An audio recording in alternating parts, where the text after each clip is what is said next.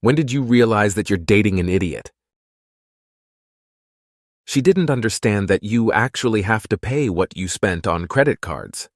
Like the credit amount she had was supposed to be her monthly limit that just resets each month. Stacking cups in the dishwasher. Where does the sun go at night? I was dumbfounded.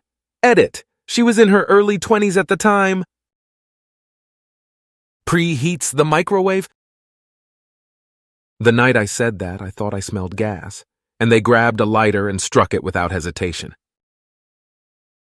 She refused to pay taxes, have a bank account, or pay for public transit.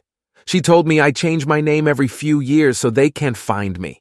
Like she'd go to the government and change her name, legally, so the government couldn't find her. We broke up for other reasons, but this was the first red flag. When kids egged his car, and he thought the best way to get the egg off was to use steel wool.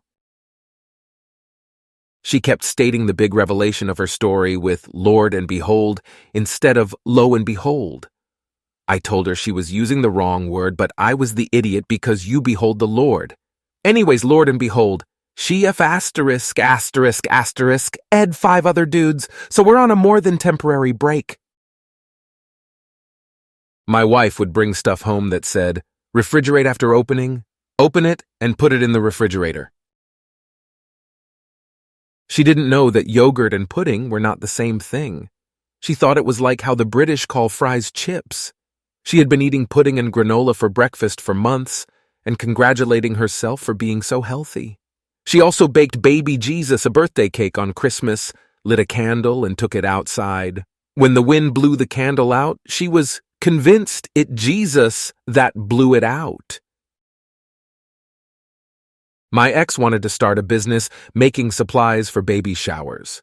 Her business plan was to sell everything below cost, to increase sales. After I had explained numerous times that you cannot profit from a business that will inevitably lose money, her reply was that I was the idiot, because if she sold them cheap, it would drum up more business and she would sell more that way.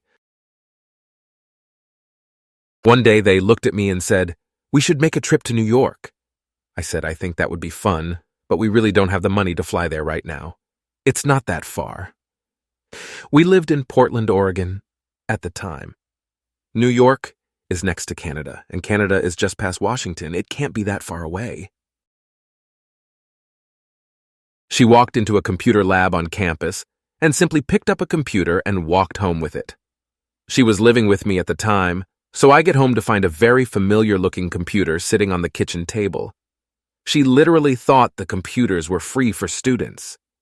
It took a bit of explaining to convince her that she stole the computer. I made her return the computer to the lab that night. She left it at the doorstep. He thought you absorb a gallon of water when you shower, so he didn't need to drink water. She told me Apple Music was Bulls asterisk asterisk T, because it only had covers of Beethoven's Moonlight Sonata, and not the original. I was dating someone who wasn't on birth control. We were using condoms.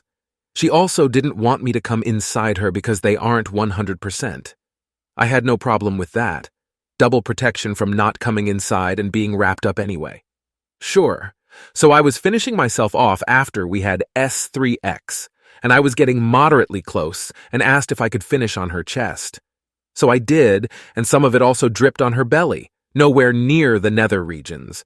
She immediately freaked out that she might get pregnant from that.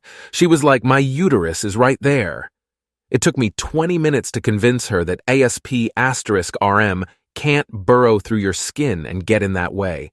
She kept asking, "Are you sure? Are you sure?" This was a 30-year-old woman. Oh, and no, she didn't get pregnant. At least not in the time I knew her.